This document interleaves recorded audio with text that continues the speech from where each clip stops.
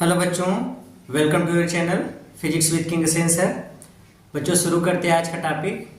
बच्चों इसके पहले वाले टॉपिक में हम लोगों ने पढ़ा था बायो-सेवर्ट के नियम का एप्लीकेशन। उसमें दूसरा एप्लीकेशन कि अगर कोई एक स्ट्रेट वायर है और वो भी फिनिट लंबाई डेफिनिट लंबाई का है तो उस वायर से r डिस्टेंस पर कितना मैग्नेटिक फील्ड होगा।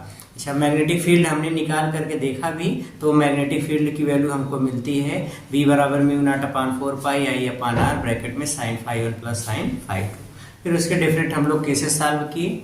आज के इस वीडियो में हम लोग या आज के इस लेक्चर में हम लोग सीखने वाले हैं बायो-सेवर्ट लॉ का थर्ड एप्लीकेशन, जिसमें हम लोग किसी सर्कुलर कॉइल के एक्सिस पर मैग्नेटिक फील्ड फाइंड करेंगे। तो आज के हम लोग की टॉपिक है वृत्ताकार धारावाहिक कुंडली के अक्ष पर चुंबकीय क्षेत्र या magnetic field on the axis of A current carrying circular wire. अगर बच्चों यहाँ पे मान लो कि एक कोई कॉइल लिया गया है, ये एक कोई कॉइल लिया गया है जो कि सर्कुलर है। ये इस तरीके से कोई एक सर्कुलर कॉइल लिया गया है।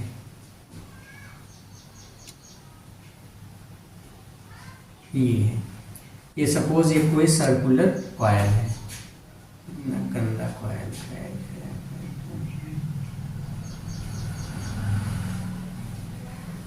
मान लो बच्चों ये एक सर्कुलर कॉइल है और इसमें करंट फ्लो हो रही है I के बराबर। इसमें जो करंट फ्लो हो रही है वो करंट कितनी है I। ये इसमें करंट जा रही है I, वैसे इधर करंट नीचे की तरफ आ रही है I। ठीक है, इसकी रेडियस है बच्चा, इसकी रेडियस है सपोज A। इसके एक्सिस पर इसके सेंटर O से x डिस्टेंस पे यहाँ पे कोई एक पॉइंट है P और इस पॉइंट P पर हमें मैग्नेटिक फील्ड फाइंड करना है। पॉइंट P पर मैग्नेटिक फील्ड फाइंड करने के लिए हम इस पूरे लूप को, इस पूरे कॉइल को छोटे छोटे करंट एलिमेंट से मिलकर बना हुआ मान लेते हैं। इस पूरे लूप को छोटे छोटे करंट एलिमेंट से मिलकर बना हुआ मान लेते हैं। यहाँ पे एक करंट एलिमेंट लेते हैं AB। इस करंट एलिमेंट की लेंथ बहुत छोटी है DL। इसी के सिमेट्रिकल एक करंट एलिमेंट यहाँ पे लेते हैं, इसके जस्ट अपोजिट ये करंट एलिमेंट है CD और इसकी भी लेंथ है DL। इसमें भी करंट आई जाएगी, इसमें भी करंट आएगी आ रही है। इस लेंथ AB या DL लेंथ के कारण यहाँ पे मैग्नेटिक फील्ड पहले निकालते हैं। यहाँ पे बच्चों हमने मैग्नेटिक फील्ड निकाला तो ये इन दोनों लाइंस को हमने ज्वाइन कर दिया, इस DL को और यहाँ से, और ये डिस्टेंस है सपोज R। तो सबसे पहले बच्चों हम मैग्नेटिक फील्ड देखते हैं इस DL लेंथ के कारण पॉइंट P पर कितना मैग्नेटिक फील्ड होता है। अच्छा, ये वाला एंगल कितना होगा तो देखो DL ये इस पर टेंजेंशियल लाइन है, स्पर्श रेखा, और ये रेडियस है और स्पर्श रेखा रेडियस के साथ 90 डिग्री का एंगल बनाता है, मतलब थीटा कितना हुआ 90 डिग्री। तो according to Biot Savart's law magnetic field by current element DL ये कितना होगा पॉइंट P पे, इसको हम लोग सबसे पहले निकाल लेते हैं। तो DL लेंथ के कारण DL लंबाई के कारण बिंदु P पर चुंबकीय क्षेत्र, बिंदु P पर चुंबकीय क्षेत्र, और ये जो DL लेंथ हम ले रहे हैं ये AB वाला DL लेंथ की बात कर रहे हैं।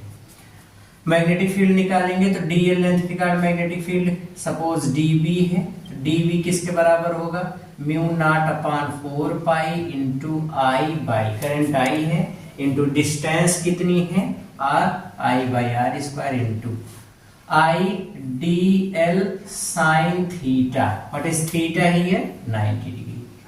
क्यों? क्योंकि ये रेडियस है और ये स्पर्श रेखा है, तो radius is always perpendicular to circumference, या ये जो टेंजेंशियल लाइन है उसके परपेंडिकुलर होता है।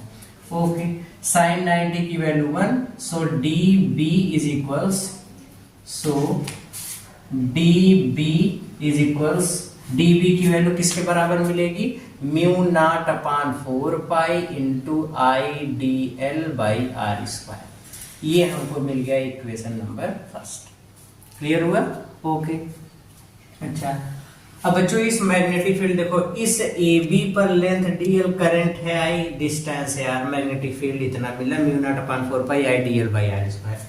ये भी सी डी वाले पे देखो, ये भी current element dl, current I जा रही है। अब इसी के सिमेट्रिकल है तो ये वाली डिस्टेंस भी कितनी हुई, स्मॉल r। तो जब distance same, dl current element same, current same, तो मैग्नेटिक फील्ड कितना मिलेगा, इसी के बराबर। ओके, हम पूरे इस कॉइल के कार्ड यहाँ पे मैग्नेटिक फील्ड फाइंड करना चाहते हैं। तो यहाँ पे मैग्नेटिक फील्ड निकालने के लिए आप देखो, जो यहाँ पे मैग्नेटिक फील्ड फाइंड करने के लिए, चूंकि मैग्नेटिक फील्ड एक वेक्टर क्वांटिटी है, तो हम इस dl के कार्ड यहाँ पे मैग्नेटिक फील्ड देखेंगे तो कितना होगा। देखो करंट जा रही इधर, अब ध्यान से इस चीज को समझो। करंट देखो, इस लूप में करंट की डायरेक्शन ये है, तो करंट की डायरेक्शन अंगूठे को करो, करंट की डायरेक्शन, करंट इधर जा रही है। अब ध्यान देखो, करंट इधर चल रही है, तो हमने अंगूठे को इधर किए। अब देखो ये अंगूठा और चारों अंगुलियां पॉइंट पी की तरफ करना है, तो करंट यहाँ और चारों अंगुलियां, करंट यहाँ घूम रही और डिस्टेंस इधर है, ये हो गई। करंट इधर घूम रही तो करंट और चारों अंगुलियां इधर पॉइंट पी की तरफ मैग्नेटिक फील्ड निकालोगे तो ऐसे। अब मैग्नेटिक फील्ड जो होता है ये r के टर्म में लिखोगे तो ये जो डिस्टेंस है इसके परपेंडिकुलर होती है, तो मैग्नेटिक फील्ड इस डायरेक्शन में हो गई। ये dl मैग्नेटिक फील्ड के कारण, dl लेंथ के कारण जो मैग्नेटिक फील्ड बना dv। बच्चों जब भी हम डायरेक्शन निकालते हैं तो डायरेक्शन याद रखो, जो पॉइंट को वायर से मिलाने वाली लाइन होती है उसके परपेंडिकुलर डायरेक्शन, ठीक है। हम लोग बोलते हैं ना कि तल के लंबवत बाहर की ओर। अब जैसे मान लो कि करंट इधर जा रही है, ये करंट की डायरेक्शन हो गई, चारों उंगलियां r की डायरेक्शन में हो गई, जिधर r है, जिधर पॉइंट है, तो r की डायरेक्शन और ये करंट की। तो हम जब परपेंडिकुलर, जब इसको कहते हैं लंबवत बाहर की तरफ, या इसको 90 डिग्री मोड़ते हैं, तो देखो ये जो मार्कर है ये r है। अब इसको 90 डिग्री अगर हम ऐसे मोड़ रहे हैं, अब हम इसको अगर 90 डिग्री ऐसे मोड़ रहे हैं, तो देखो ये वाला एंगल कितना हो गया। अब ये वाला एंगल देखो कि यहाँ से यहाँ तक कितना बन रहा है। अब ये वाला एंगल अगर देखेंगे तो ये वाला एंगल यहाँ से यहाँ तक कितना बन रहा है, 90 डिग्री। अब ये वाला एंगल अगर 90 डिग्री बन रहा है तो हम क्या बोलेंगे कि हमेशा r के परपेंडिकुलर होती है डायरेक्शन। ओके, तो डायरेक्शन r के परपेंडिकुलर होती है, तो ये r हो गया, इसके परपेंडिकुलर ये वाली डायरेक्शन हो गई dv।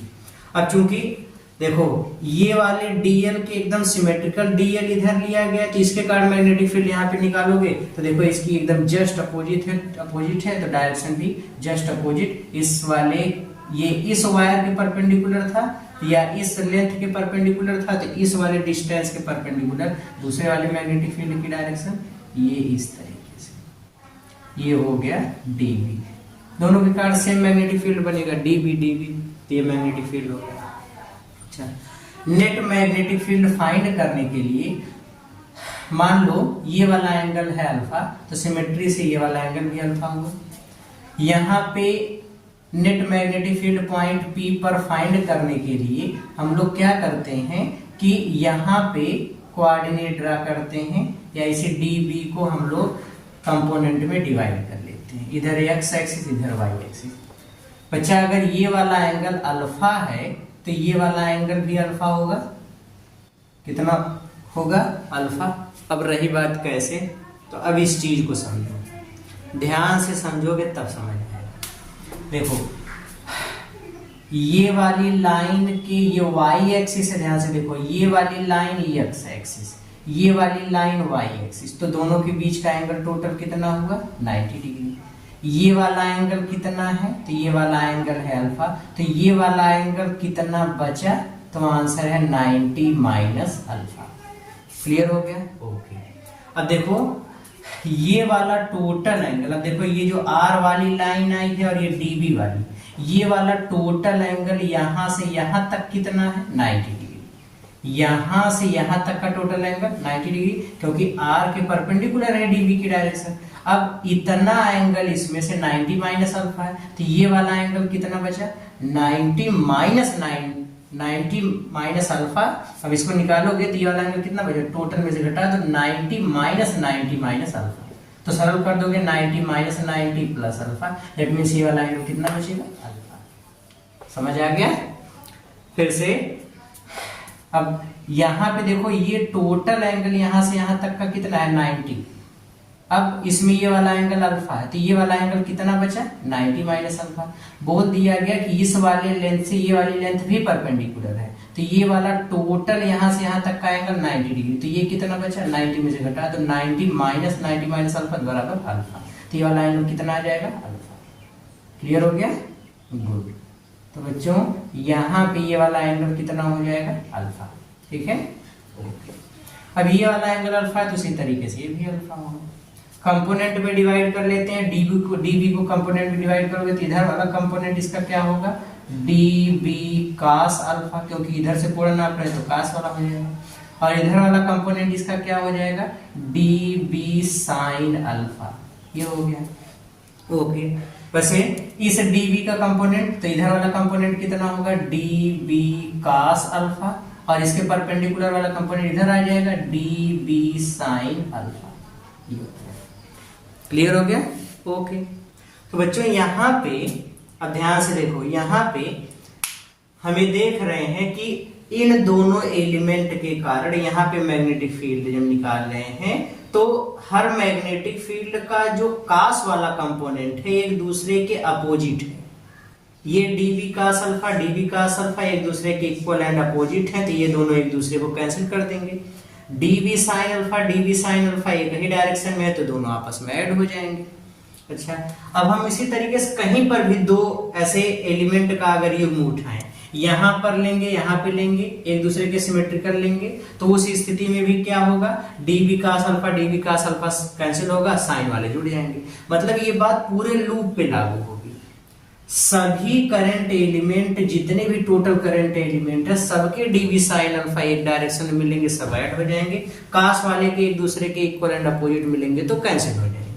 तो अब अगर हमको नेट मैग्नेटिक फील्ड निकालना है तो नेट मैग्नेटिक फील्ड कितना होगा, तो नेट मैग्नेटिक फील्ड निकालने के लिए जितने भी डीएल बन रहे हैं सबके साइन वाले कंपोनेंट को जोड़ते चले जाओ। अगर हम इसके एक्सिस पर नेट मैग्नेटिक फील्ड निकालते हैं तो नेट मैग्नेटिक फील्ड जिसको हम लोग बी नेट मान लेते हैं, ये किसके बराबर होगा, तो जितने भी करंट एलिमेंट हैं सबके डीएल के कारण बनने वाले मैग्नेटिक फील्ड को जोड़ दो, तो डीवी साइन अल्फा यही वाले सब ऐड होंगे, सबको जोड़ दो। और सबको जोड़ने वाली प्रोसेस को ही हम लोग क्या बोलते हैं इंटीग्रेशन। पूरे लूप के लिए बोल रहे हैं इसलिए क्लोज्ड इंटीग्रेशन। किसके बराबर डीबी साइन अल्फा। बस अब यहाँ पे हम लोग ये लिख भी सकते हैं, क्योंकि डीबी कास अल्फा बराबर व विपरीत दिशा में होने के कारण एक दूसरे को निरस्त करेंगे, दैट मीन्स कैंसल करेंगे, तथा डीबी साइन अल्फा परस्पर एक ही दिशा में होने के कारण जुड़ेंगे। और ये बात हर एक करंट एलिमेंट के लिए लागू होगी, इसलिए हम लोग इस तरीके से लिख सकते हैं कि जितने भी करंट एलिमेंट हैं सबके जो जबके कारण मैग्नेटिक फील्ड का जो कास वाला कंपोनेंट होगा ये बराबर और विपरीत दिशा में होने के कारण सब कैंसिल हो जाएगा, और डीबी साइन अल्फा एक ही डायरेक्शन में, इसलिए सब ऐड होते चले जाएंगे। ओके, तो बी नेट निकालो, सबके डीबी साइन अल्फा सबको ऐड कर दो, दैट मींस इंटीग्रेशन कर रहे हैं। पूरे लूप के लिए कर रहे हैं, पूरे लूप के कारण मैग्नेटिक फील्ड निकालना है, इसलिए close integration of dB sine alpha. Okay, तब अब डीबी की वैल्यू हम समीकरण 1 से रख दें। समीकरण 1 से वैल्यू पुटअप कर दोगे तो ये हो जाएगा बी नेट बराबर closed integration what is DB mu nought by 4 pi into I dl by R square into sine alpha. अच्छा बच्चों, हम लोग साइन अल्फा की वैल्यू निकाल सकते हैं। तो देखो यहाँ पे ये एक समकोण त्रिभुज बन रहा है, ठीक है। अच्छा, इस त्रिभुज में इस कोण के सामने वाली भुजा क्या है? लंब। अब यहाँ पे देखो, इस कोण के सामने वाली भुजा लंब। अगर कोण के सामने वाली भुजा लंब है और ये वाली भुजा क्या है? सबसे बड़ी भुजा क्या है? कर्ण है। तो लंब और कर्ण, इसका रिलेशन अगर हम निकालेंगे तो साइन अल्फा मिल जाएगा। मतलब हम यहाँ पे लिख सकते हैं, चूंकि साइन अल्फा किसके बराबर है?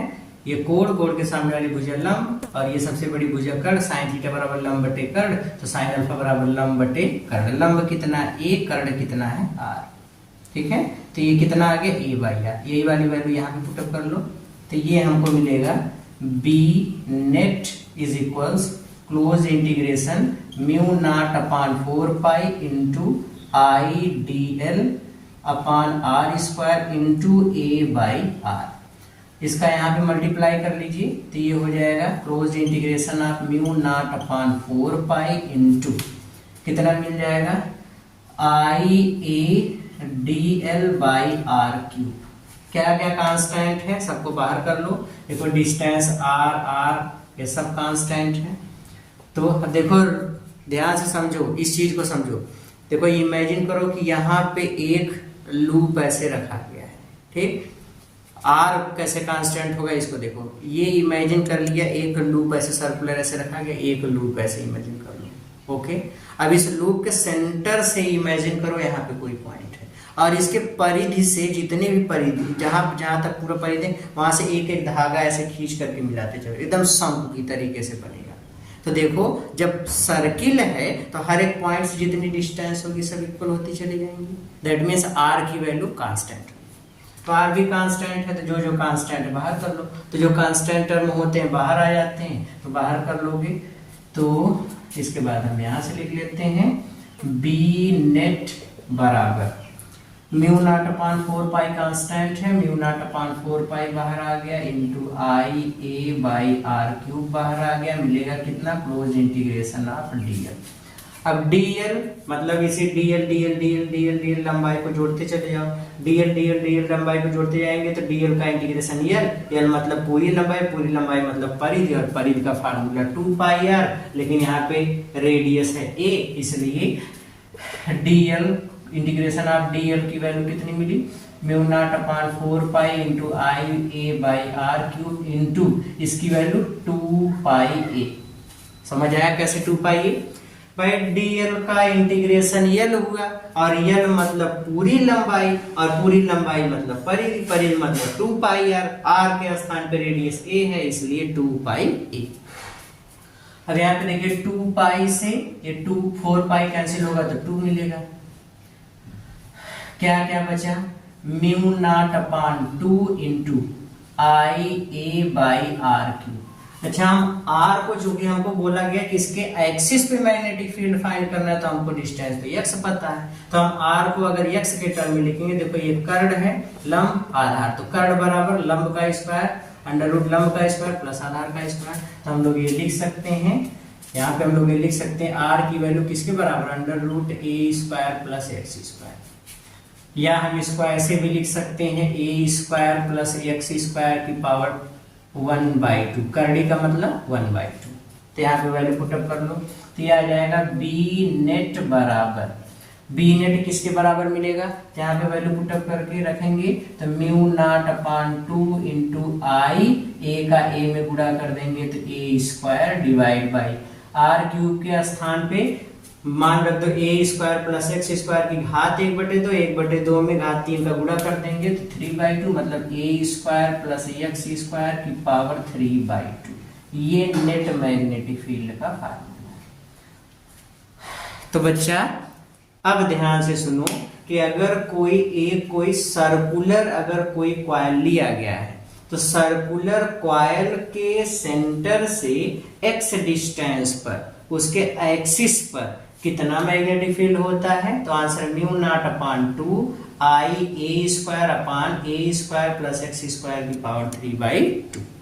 मान लो ये तो एक फेरा, मान लो अगर कोई कॉइल लिया गया जिसमें n फेरे हैं, तो एक फेरे के कार्ड इतना मैग्नेटिक फील्ड, तो n के कार्ड n टाइम्स, मतलब n का गुणा कर देंगे। तो यहाँ पे हम लोग इसको भी लिख सकते हैं, यदि n फेरे हों, फेरे लगे हों, तो नेट मैग्नेटिक फील्ड कितना होगा, बी नेट बराबर n से गुणा कर दो, mu naught upon 2 into N I A square upon A square plus X square की पावर 3/2 ये है।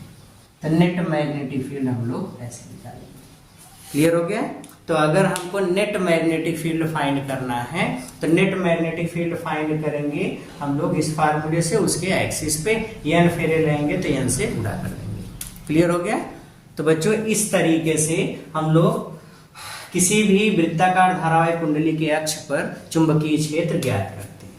आ जाओ इसके कुछ स्पेशल केसेस को देख लेते हैं, कुछ विशेष स्थितियों को हम लोग समझ लेते हैं, कहाँ कितना मैग्नेटिक फील्ड होगा, कहाँ मैक्सिमम होगा, कहाँ मिनिमम होगा, ये सारी चीजों को समझ लेते हैं। ओके, ठीक है।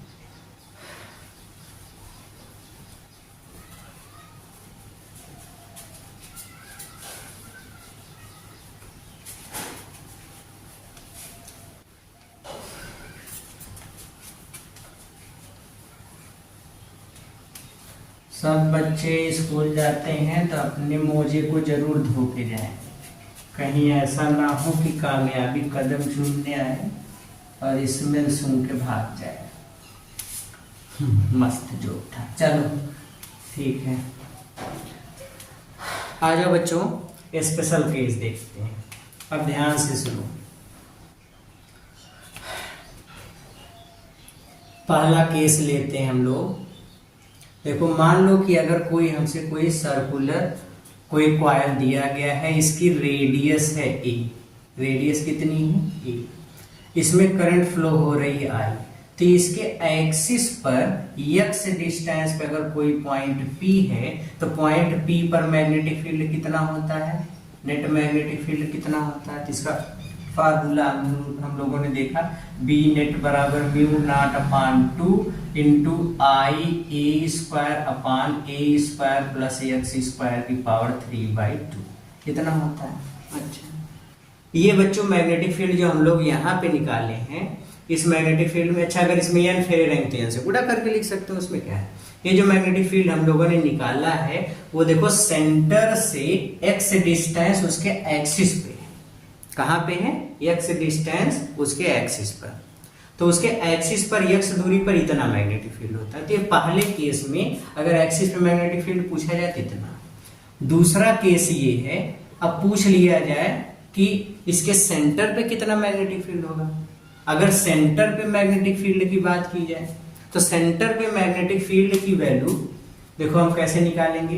अब इस चीज को देखो बच्चा, अगर सेंटर पे मैग्नेटिक फील्ड आपसे पूछ लिया है तो देखो अगर यहाँ पे होता तो x की वैल्यू इतनी होती, यहाँ पे है तो x की वैल्यू इतनी है, यहाँ पे है तो x की वैल्यू इतनी, और सेंटर पे चले जाता x की वैल्यू 0 हो गई। तो जब सेंटर पे बोला जाएगा तो एट सेंटर x की वैल्यू कितनी हो गई 0, x की वैल्यू यहाँ 0 लिख दो तो a स्क्वायर की पावर 3/2, मतलब उस समय b नेट किसके बराबर मिलेगा, mu naught upon 2 I A square divide by कितना मिल जाएगा a स्क्वायर, अब x की वैल्यू तो 0, इसकी पावर 3/2, ये इससे कैंसिल हो गया तो मिला a क्यूब, और स्क्वायर से इसको कैंसिल कर दो तो खाली a बचेगा, मतलब b नेट बराबर म्यू नॉट अपान 2 इंटू आई अपान, इतना मैग्नेटिक फील्ड बनेगा।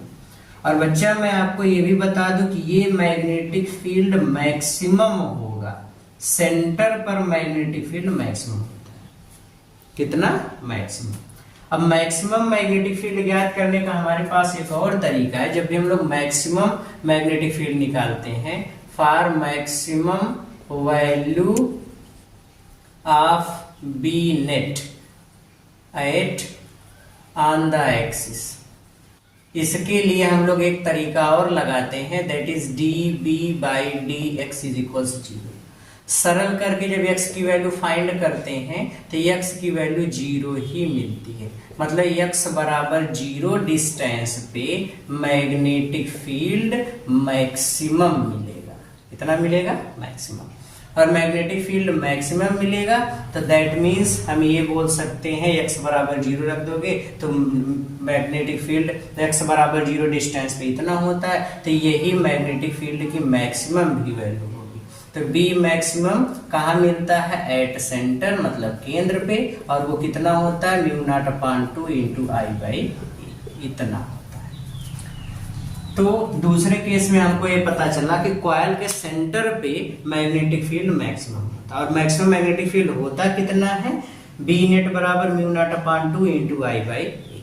ओके, अच्छा, जैसे जैसे हम यक्स की वैल्यू बढ़ाते जाते हैं, अब ध्यान से सुनो, तीसरे वाले केस में, तीसरे केस में हम क्या समझाने की कोशिश कर रहे हैं इसको आप समझो। तीसरा केस, केस थर्ड। बच्चा, अगर हम यक्स की वैल्यू बढ़ाते चले जाएं और टेंस टू इन्फिनिटी की तरफ जाएं, तो देखो जैसे जैसे यक्स की वैल्यू बढ़ती जाएगी, अभी देखो इतनी बड़ी यक्स की वैल्यू है तो ए इसके कंपेरेबल, मतलब हम ए को निग्लेक्ट नहीं कर सकते। यक्स की वैल्यू बढ़ाते जाओ बढ़ाते जाओ बढ़ाते जाओ।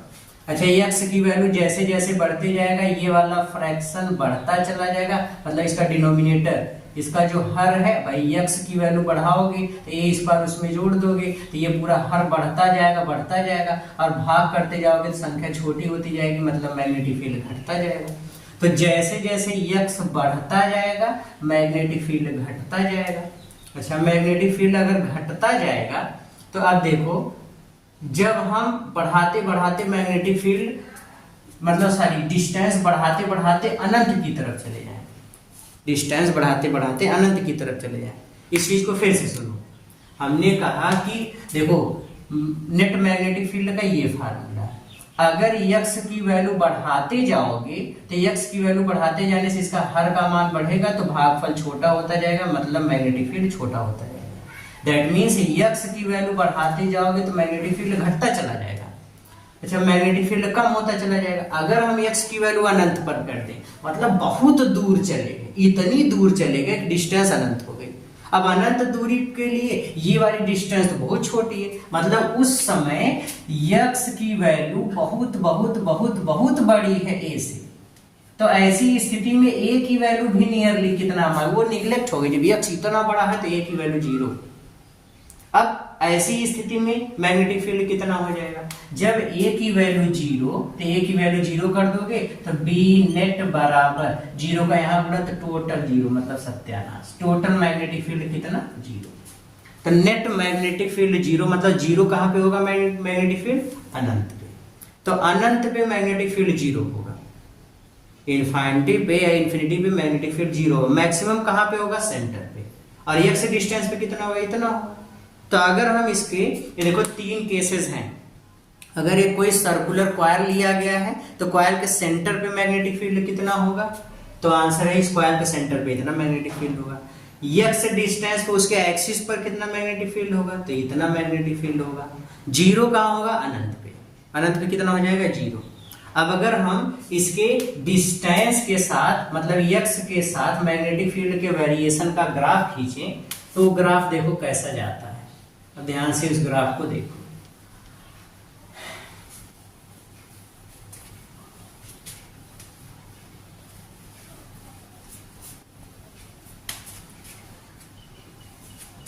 हम लोग यहाँ पे ग्राफ खींचते हैं, ग्राफ x वर्सेस b और x का ग्राफ। x बदलने से मैग्नेटिक फील्ड कैसे बदलेगा?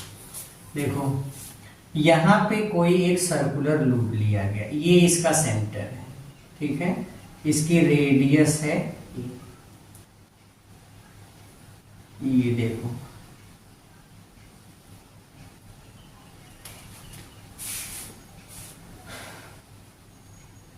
मान लो कि इसके मैग्नेटिक फील्ड की मैक्सिमम वैल्यू कहाँ मिलेगी? सेंटर पे।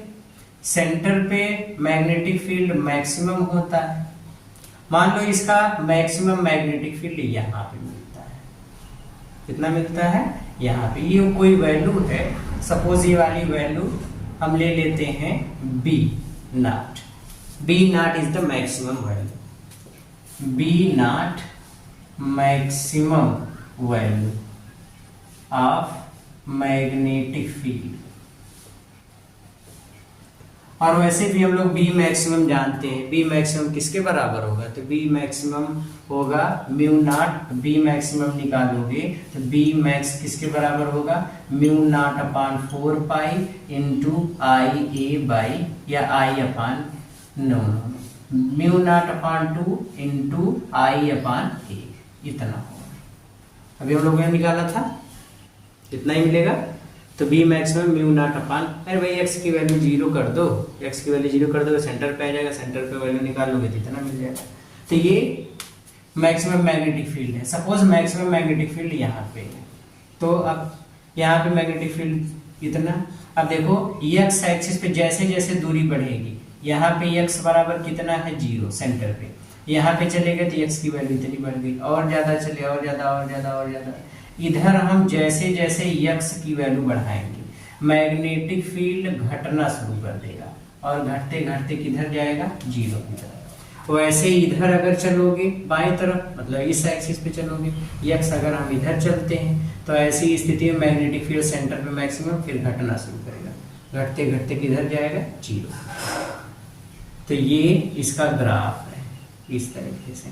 ये ग्राफ हमको बता रहा है, ग्राफ हमको क्या बता रहा है बच्चा, तो ग्राफ हमको ये बता रहा है कि यहाँ पे देखो डिस्टेंस जैसे जैसे बढ़ रही है मैग्नेटिक फील्ड कम होता जा रहा है, और जैसे जैसे डिस्टेंस घट रही है मैग्नेटिक फील्ड बढ़ता जा रहा, बढ़ता जा रहा, बढ़ता जा रहा। सेंटर पे मैग्नेटिक फील्ड मैक्सिमम, फिर जैसे ही आगे फिर एक्स की वैल्यू बढ़ना शुरू की, मैग्नेटिक फील्ड घटना शुरू किया, घटते घटते घटते घटते घटते इन्फिनिटी पे कितना हो जाएगा, 0। तो इस तरीके से मैग्नेटिक फील्ड का डिस्टेंस के साथ हम लोग ग्राफ भी खींच सकते हैं। क्लियर हो गया, ओके। तो इस तरीके से बच्चों हम लोग मैग्नेटिक फील्ड की कैलकुलेशन करेंगे कि किसी कॉइल के एक्सिस पे मैग्नेटिक फील्ड कितना होगा, तो इसको इस तरीके से फाइंड आउट कर सकते हैं। ओके, आ जाओ लेते हैं हम लोग अगला एक क्यूट सा प्यारा सा एक सवाल, एक एग्जाम्पल, जैसा कि हम लोग हमेशा करते आते हैं। आ जाओ क्वेश्चन लेते हैं। आपसे बोल दिया कि कोई एक सर्कुलर लूप है, एक कोई कॉइल है, इस कॉइल में करंट फ्लो हो रही है I बराबर 5 एम्पियर। इस कॉइल की रेडियस है A, कितनी है रेडियस A। आपसे बोल दिया कि इसके एक्सिस पर A बाई 3A/2 डिस्टेंस पे कितना मैग्नेटिक फील्ड होगा। इसके एक्सिस पर 3A/2 डिस्टेंस पे कितना मैग्नेटिक फील्ड होगा, ये x की वैल्यू इतने पर मैग्नेटिक फील्ड कितना होगा। क्वेश्चन फिर से सुनो। आपसे बोल दिया find magnetic field at x equals 3A/2 distance. यहाँ पे मैग्नेटिक फील्ड कितना होगा ये आपको फाइंड करना है। तो मैग्नेटिक फील्ड निकालने के लिए तो x डिस्टेंस से पूछ लिया, इसलिए हम लोग मैग्नेटिक फील्ड बड़े आसानी से निकाल सकते हैं। मैग्नेटिक फील्ड का फार्मूला लगा दो, तो एक्सिस पर मैग्नेटिक फील्ड कितना होता है, बी नेट बराबर mu not upon 2IA² divide by A² plus x² की पावर 3/2। एक्स के स्थान पे वैल्यू पुटअप कर दो, सारी वैल्यू तो एकदम आसान दे दी गई है। म्यू नॉट अपान 2 इंटू आई की वैल्यू कितनी है 5A² divide by A² plus x के स्थान पे 3A/2, इसका स्क्वायर कर दोगे तो 9A²/4 इसकी पावर 3/2। A² कॉमन मिल रहा है तो A² कॉमन कर लो, तो ये हमको मिलेगा कितना, बी नेट बराबर mu not upon 2 5A² divide by 5A²। नीचे A² कॉमन है। अब देखो A² कॉमन करोगे तो घात 3/2, A² जब कॉमन करोगे तो बुद्धि लगाओ, A² कॉमन कर लिया लेकिन घातीय 3/2 भी तो है, तो इससे कट जाएगा, कितना बचेगा A³। तो यहाँ पे हो गया A³ और अंदर में कितना बचा 1 प्लस 9/4 की पावर 3/2। इस स्क्वायर से ये कैंसिल हो गया, A बचा mu not upon 2 into 5 upon A। अब इसको सरल कर लो, 9 4 13 अपान 4 की पावर 3/2 इतना। अब ये हो जाएगा बी नेट या नेट मैग्नेटिक फील्ड की इतनी वैल्यू, ठीक है। अब इसको आप सिंप्लीफाई कर सकते हो, कोई जरूरी नहीं कि अब 2 5 ये सब को आप सरल करें, घनमूल और वर्गमूल निकाल के सरल कर सकते हैं, बट ये मेथड है इसका, ये ने कहा बट ये इसका मेथड है, ठीक है, सवाल लगाने का तरीका है। तो इस तरीके से क्वेश्चन को सॉल्व करेंगे। ये तो घिसा पीटा घटिया टाइप सवाल था। एक मस्त सवाल लेते हैं, ठीक है, AIEEE में पूछा गया सवाल है, मिटा दे इसको, ओके, इसको मिटा देते हैं। अब लेते हैं हम लोग सवाल number 2, question number 2। Question number 2 में क्या कहा गया है, देखो आपसे कहा दिया कि कोई एक सर्कुलर लूप है, इस सर्कुलर लूप की रेडियस है कैपिटल R, करंट इसमें फ्लो हो रही है I, ठीक है। अब आपसे बोल दिया कि find the ratio of B at x is equals 2R and x is equals and at center। अब इस क्वेश्चन का पहले मतलब समझो बच्चा, क्या कहा गया है। आपसे बोल दिया कि ये कोई एक सर्कुलर कॉइल है, इसमें करंट फ्लो हो रही है I, इसकी रेडियस है R।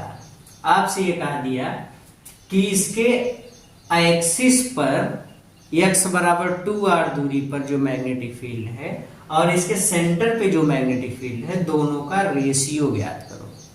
मतलब आपको फाइंड करना है x बराबर 2R दूरी पर, इसके एक्सिस पर 2R डिस्टेंस पे, इसके एक्सिस पे x बराबर 2R डिस्टेंस पे यहाँ पे जितना मैग्नेटिक फील्ड है और इसके सेंटर पे जितना मैग्नेटिक फील्ड है, इन दोनों का रेशियो। सपोज यहाँ पे मैग्नेटिक फील्ड B1 है, यहाँ पे B2 है, तो आपसे पूछ लिया गया B1/B2 कितना होगा, ये निकालना। तो वैल्यू हम लोग निकाल लेते हैं। ये भी सवाल है तो ये AIEEE का बहुत मजबूत सवाल नहीं, एकदम हलवा सवाल है। B1 निकाल लो, तो B1 के लिए एक्सिस पे क्या होता है magnetic field, μ0/2 into I A², लेकिन बच्चा रेडियस वाइज इस बार R है तो A के स्थान पे R लिख लो, तो R² डिवाइड बाई, फिर A के स्थान पे R तो R² प्लस x², x के स्थान पे 2R लिखना है, इसका स्क्वायर कर दोगे तो 4R² की पावर 3/2 हो गया। Clear, okay. अच्छा, अब इसको सरल कर लोगे तो कितना मिलेगा, देखो 1 मिनट, ठीक है, इसी तरीके से सवाल लगाना है, ठीक है। तो μ0/2 इंटू IR² बराबर इतना हो गया। अब बच्चा हम लोग यहाँ पे कॉमन कर लेते, B1 बराबर μ0/2 इंटू, देखो I/R², तो I/R² ऐसे ही रहने दो, बटे यहाँ पे हम लोग कॉमन क्या ले सकते हैं, तो कॉमन मिल रहा है R², तो घात 3/2 है, तो स्क्वायर से स्क्वायर कैंसिल होगा, मतलब R³ मिलेगा, ये बचेगा 1 और ये बचेगा 4, इसकी पावर 3/2।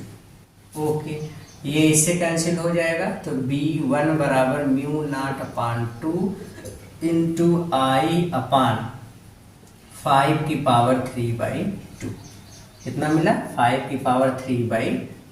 अब 5 की पावर 3/2 का क्या मतलब है, तो 5 की पावर 3/2 का मतलब है पहले 5 का क्यूब करो फिर उसका वर्गमूल निकालो।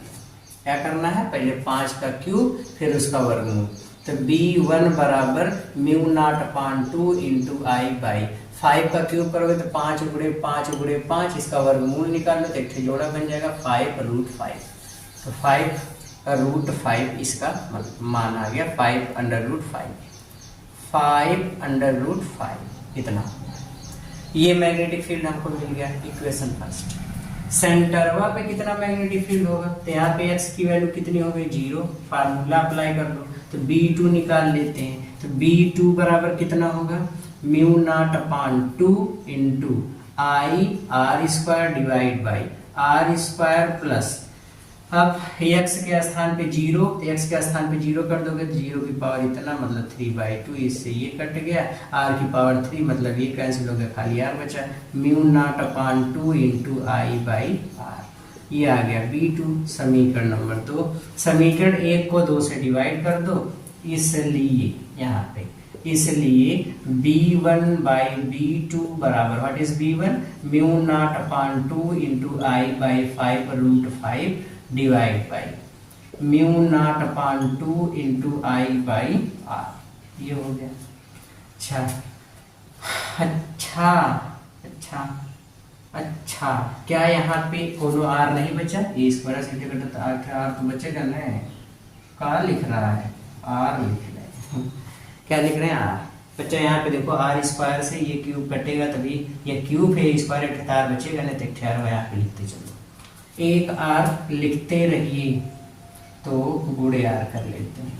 अब देखो म्यू नॉट अपान 2 से म्यू नॉट अपान 2 कैंसिल हो गया, आई से आई मर गया, आर से आर मर गया, what is B1 by B2, answer 1 अपान 5√5, ये इसका आंसर है। ये तो बच्चों सवाल कैसे लगाना है, तो आंसर सवाल ऐसे लगाना है। एक बार हम समझा देते हैं थोड़ा फास्ट, थोड़ा जल्दी। ये एक सर्कुलर कोई लूप था या कोई कॉइल थी, हमसे पूछा गया कि इसके सेंटर से x बराबर 2r डिस्टेंस पे जो मैग्नेटिक फील्ड मिलेगा और इसके सेंटर पे जो मैग्नेटिक फील्ड मिलेगा, उन्हीं दोनों का रेशियो फाइंड करना है। तो हमने मान लिया कि x बराबर 2r पर मैग्नेटिक फील्ड B1 है, सेंटर पे मैग्नेटिक फील्ड B2 है, तो B1 निकाला। B1 कैसे निकालेंगे, तो मैग्नेटिक फील्ड एक्सिस पर कितना होता है, B बराबर mu not upon 2 into I A square बटे R A square plus X square की पावर 3/2। तो यहाँ पे देखोगे a के स्थान पे r दिया, तो जहाँ जहाँ a रहा था वहाँ r लिख दिया, और x के स्थान पे 2r लिख दिया, तो उसका होल स्क्वायर 4r स्क्वायर हो जाएगा। तो mu not upon 2 into I ए के स्थान पे r, तो आई आर स्क्वायर बटे ए स्क्वायर का मतलब r square plus X square, तो 2r का स्क्वायर 4r स्क्वायर, इसकी पावर 3/2। नीचे में r स्क्वायर कॉमन था, r स्क्वायर कॉमन कर लोगे तो 3/2 से 2 से 2 कटेगा, तो r क्यूब बचेगा, r स्क्वायर से इसको काटोगे तो यहाँ पे कितना बच जाएगा, एक r बच गया। अब B1 बराबर म्यू नॉट अपान 2 इंटू ऊपर तो खाली आई बचा, नीचे r 5 की पावर 3/2, 5 की पावर 3/2 का मतलब 5√5, इक्वेशन फर्स्ट। सेंटर पे मैग्नेटिक फील्ड निकालेंगे, म्यू नॉट बाई 2, x के स्थान पे 0 लिख देंगे, तो आई आर स्क्वायर बटे आर स्क्वायर की पावर 3/2 मतलब 2 से 2 cancel, r cube, r square से क्यूब कटेगा, खाली कितना बच जाएगा r, मतलब mu not upon 2 into I by R. B1 बटे B2 कर दिया, तो B1 की वैल्यू ये थी, B2 की वैल्यू ये थी, दोनों रख दिया, म्यू नॉट अपान 2 से म्यू नॉट अपान 2 कैंसिल हो गया, आई से आई, आर से आर, बचा कितना 1 अपान 5√5, 1 अपान 5√5, 1 अपान 5√5, ये इसका आंसर है। ओके, क्लियर हो गया, गुड। तो इस तरीके से बच्चों हम लोग किसी भी सर्कुलर कॉइल के सेंटर पे मैग्नेटिक फील्ड की कैलकुलेशन कर सकते हैं।